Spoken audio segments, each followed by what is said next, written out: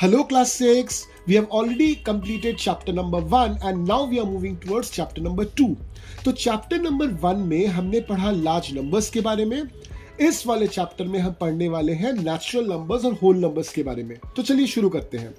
मान लीजिए आपके पास कुछ बुक्स हैं और मैंने उन बुक्स को काउंट करने के लिए कहा आपको, तो आप ये काउंटिंग जो है कहां से स्टार्ट करोगे? ऑफ कोर्स आप 1 से स्टार्ट करोगे और जैसे आप गिनोगे 1 2 3 4 5 इस तरह से आप गिनोगे। यहां पे एक चीज बहुत ध्यान से नोटिस कीजिए, आप जब भी दूसरा नंबर बोल रहे हो तो पहले वाले नंबर के साथ आप 1 ऐड कर रहे हो। जैसे 1 + 1 आपको 2 मिलता है, 2 + 1 आपको 3 मिलता है, 3 + 1 आपको 4 मिलता है। तो यहां पे ये जो 2 3 4 है ना, इसको हम बोलते हैं 1 2 और 3 का सक्सेसर, यानी जो बाद में आता है, जो उसको सक्सीड करता है। और यहां पे 1 2 3 जो है ना, इसको 2 3 4 का बोलेंगे प्रीडेसेसर। क्लियर? तो सक्सेसर पाने के लिए हमेशा हम 1 ऐड करते हैं और प्रीडेसेसर पाने के लिए हमेशा 1 हम लोग सब्सट्रैक्ट करते हैं। तो चलिए वापस से हम अपने काउंटिंग में वापस जाते हैं। हमने कैसे काउंटिंग की थी? 1 2 3 4 इस तरह से। तो आपने जो है काउंटिंग स्टार्ट की 1 से और उसके बाद आप कंटिन्यूअस अपवर्ड्स काउंटिंग करते रहे। इनको हम बोलते हैं नेचुरल नंबर्स। तो यानी कि 1 से शुरू होता है आपका नेचुरल नंबर्स। अब यहां पे क्वेश्चन आता है कि चलिए 2 का तो प्रीडेसेसर 1 है या फिर 3 का तो प्रीडेसेसर 2 है, 1 का प्रीडेसेसर कौन है? क्या हम बोल सकते हैं कि 0 1 का प्रीडेसेसर है? बिल्कुल 0 होना चाहिए, मगर आप 0 को नेचुरल नंबर नहीं बोलते हो। तो नेचुरल नंबर की डेफिनेशन क्या है? नेचुरल नंबर की डेफिनेशन है any number starting from 1 and moving upwards. अगर आप 0 को नेचुरल नंबर नहीं मानते हो तो 0 क्या है फिर? 0 इज अ होल नंबर। तो हम जब भी काउंटिंग शुरू करते हैं 0 से और अपवर्ड्स मूव करते हैं तो हम बोलते हैं कि हम किसको डील कर रहे हैं? होल नंबर्स को। यानी कि सिंपल समझे, 1 2 3 4 5 एंड सो ऑन, ये सभी के सभी नेचुरल नंबर्स हैं। 0 1 2 3 4 5 एंड सो ऑन, ये सभी के सभी होल नंबर्स हैं। तो क्या अंतर हुआ नेचुरल और होल नंबर्स में? Natural numbers do not include 0, whole numbers include 0। Clear? अब देखिए, अगर मैं आपसे पूछूं कि which is the largest natural number या which is the largest whole number, तो क्या आप मुझे बता पाओगे? Obviously no. हमने पिछले चैप्टर में लार्ज नंबर्स के बारे में पढ़ा था and we know that there is no last large number that is possible. तो फिर हमको नेचुरल नंबर्स या होल नंबर्स का लार्जेस्ट नंबर भी नहीं मिलेगा। मगर इसके उल्टा अगर मैं आपसे पूछूं कि सबसे छोटा नेचुरल नंबर कौन है, यानी कि स्मॉलेस्ट नेचुरल नंबर कौन है, तो आप हमको बताओगे कि इसका आंसर है 1। और ठीक उसी तरह से अगर मैंने आपसे पूछा कि सबसे छोटा होल नंबर कौन है, तो इसका आंसर आप झट से मुझे बता दोगे, दैट इज 0। अब चले आइए पेज नंबर 19 पर, वहां पे एक ट्राई दी हुई है, चलिए उसको सॉल्व करते हैं। तो देखिए पहला question, write the predecessor and successor of. अब कुछ नंबर्स दिए हुए हैं, इनका मुझे प्रीडेसेसर लिखना है और सक्सेसर लिखना है। वापस से मैं बता दूं, प्रीडेसेसर निकालना होता है 1 माइनस करके और सक्सेसर निकालना होता है 1 ऐड करके। तो चलिए पहले देखते हैं what is the predecessor of 19। तो 19 से 1 माइनस कर दीजिए तो आंसर आपका आएगा 18। What is the successor of 19? 1 जोड़ दीजिए, आंसर आएगा आपका 20। What is the predecessor of 1997? घटा दीजिए 1, so it is 1996. What is the successor of 1997? जोड़ दीजिए 1, so answer is 1998. What is the predecessor of 12,000? 1 minus कर दीजिए, तो it is 11,999. And what is the successor of 12,000? 1 जोड़ दीजिए, it is 12,001. What is the predecessor of 49? 1 घटा दीजिए, 48. And what is the successor of 49? 1 जोड़ दीजिए, that is 50.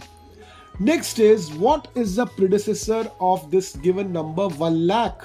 तो 1 लाख से 1 घटाइए तो आपका आंसर क्या आएगा? आपका आंसर आएगा 99,999. What is the successor of 1 lakh? तो 1 जोड़ दीजिए, इट इज 1 लाख एंड 1। तो बन गया आपका फर्स्ट क्वेश्चन। अब देखते हैं second question. Is there any natural number that has no predecessor? Yes, बिल्कुल 1 का प्रीडेसेसर अगर हम माने तो वो 0 होता है, मगर 0 नेचुरल नंबर नहीं होता। तो इसलिए हम बोलेंगे कि नेचुरल नंबर्स में 1 जो नंबर है वो सबसे लोएस्ट है, उसका कोई प्रीडेसेसर होता ही नहीं है। अब चले आते हैं क्वेश्चन नंबर 3 पे। Is there any natural number which has no successor? मतलब क्या ऐसा कोई नेचुरल नंबर है जिसके साथ आप 1 ऐड नहीं कर सकते? अगला क्वेश्चन है, is there a last natural number? यानी कि ऐसा कोई नेचुरल नंबर है जिसके आगे कोई नेचुरल नंबर नहीं है? तो बेसिकली दोनों क्वेश्चन सेम ही हैं। आपसे पूछा जा रहा है कि सबसे बड़ा नेचुरल नंबर अगर है तो क्या है? तो आंसर इसका क्या होगा कि सबसे बड़ा नेचुरल नंबर तो होता ही नहीं है, सो इट्स नॉट पॉसिबल। अब चले आते हैं एक ट्राई दिस पे जो दिया हुआ है पेज नंबर 20 पे। इसमें भी 3 क्वेश्चन है। First question is, Are all natural numbers also whole numbers? तो yes, natural numbers मतलब 1 2 3 4 5 और आगे चलते जाएंगे।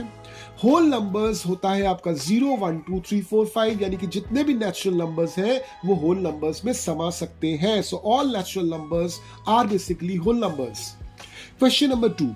Are all whole numbers also natural numbers? This answer is no, क्योंकि whole number 0 से शुरू होता है जो natural number नहीं है।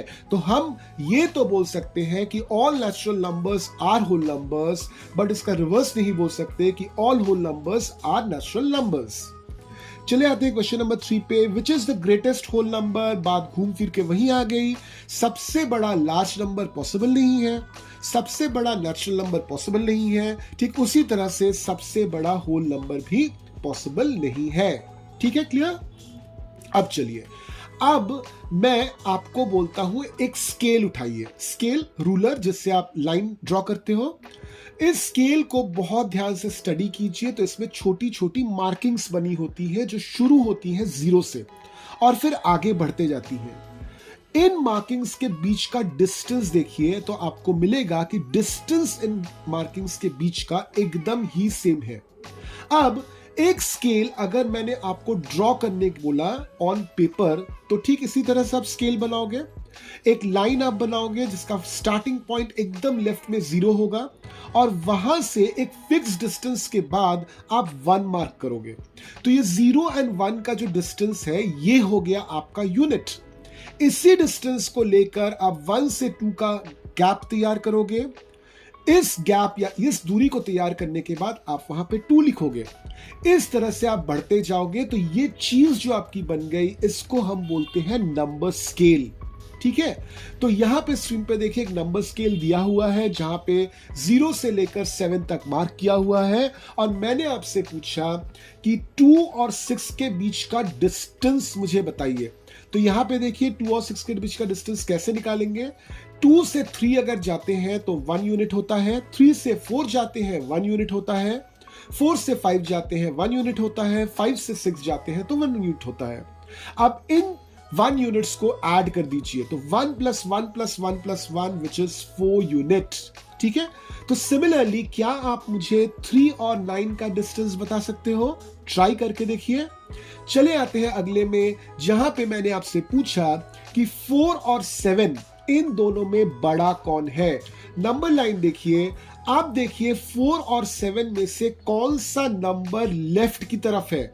तो ऑब्वियसली 4 जो है वो 7 के लेफ्ट की तरफ है, यानी कि 4 इज लेस देन 7। जो लेफ्ट की तरफ आएगा वो छोटा होगा।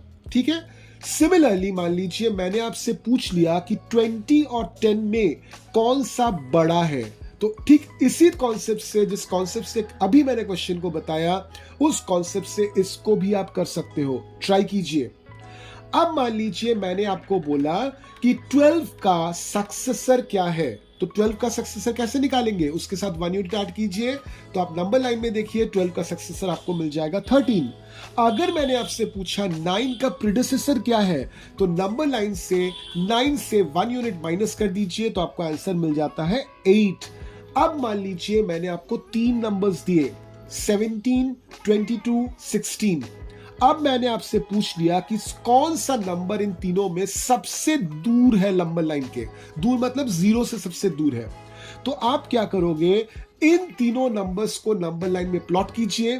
प्लॉट करने के बाद आपको दिख जाएगा कि 22 सबसे दूर है। अब चलिए सीख लेते हैं नंबर लाइन के जरिए एडिशन। मैंने आपको दो नंबर्स दिए 3 और 4। मैंने आपको बोला कि 4 के साथ आप 3 ऐड कर दीजिए या फिर 3 के साथ 4 ऐड कर दीजिए। तो आप क्या करोगे, आप सबसे पहले इन दोनों में से जो छोटा नंबर है उसको प्लॉट कर दोगे। तो 3 को मैंने प्लॉट किया। प्लॉट करने के बाद आप वहां से 4 यूनिट आगे जाओगे। तो जैसे आप 4 यूनिट आगे जाते हो आप कहां पे रुकते हो, 7। तो 7 बन गया आपका आंसर। अब चलिए सीख लेते हैं how to do subtraction on number line. मैंने आपको दो नंबर्स दिए 5 और 7। अब मैंने आपको बोला इनका सब्सट्रैक्शन का वैल्यू बताइए। तो इन दोनों में से आप सबसे पहले जो बड़ा नंबर है यानी कि 7 उसको प्लॉट कीजिए। प्लॉट करने के बाद 7 से 5 यूनिट आप पीछे आइए। तो जैसे आप 5 यूनिट पीछे आते हो आप कौन से नंबर पे रुकते हो, 2 पे। So this is the answer. अब चलिए सीख लेते हैं मल्टीप्लिकेशन ऑन नंबर लाइन। मैंने आपको दो नंबर्स दिए 3 और 4 और मैंने आपको पूछ लिया इनका मल्टीप्लिकेशन क्या होता है। तो सबसे पहले क्या कीजिए, 3 और 4 में से जो बड़ा है उसको पहले प्लॉट कीजिए। तो मैंने 4 को प्लॉट किया। अब आप क्या कीजिए, ये जो 4 आपको प्लॉट हुआ है, ठीक यही 4 यूनिट्स आप 3 बार वापस ऐड करके प्लॉट कीजिए। तो जैसे आप ऐड करके प्लॉट करते हो आप कहां पे रुकते हो, 12 पे। सो 12 इज द आंसर। तो क्या आपको नंबर लाइन का कॉन्सेप्ट समझ में आ गया? चलिए टेस्ट करते हैं। पेज नंबर 21 में 2 ट्राई दीज है, पेज नंबर 22 में 1 ट्राई दीज है। उनके क्वेश्चंस को सॉल्व कीजिए। अगर सॉल्यूशन आपका निकल के आ जाता है यानी कि आपको नंबर लाइन का कॉन्सेप्ट पूरी तरह से समझ में आ गया।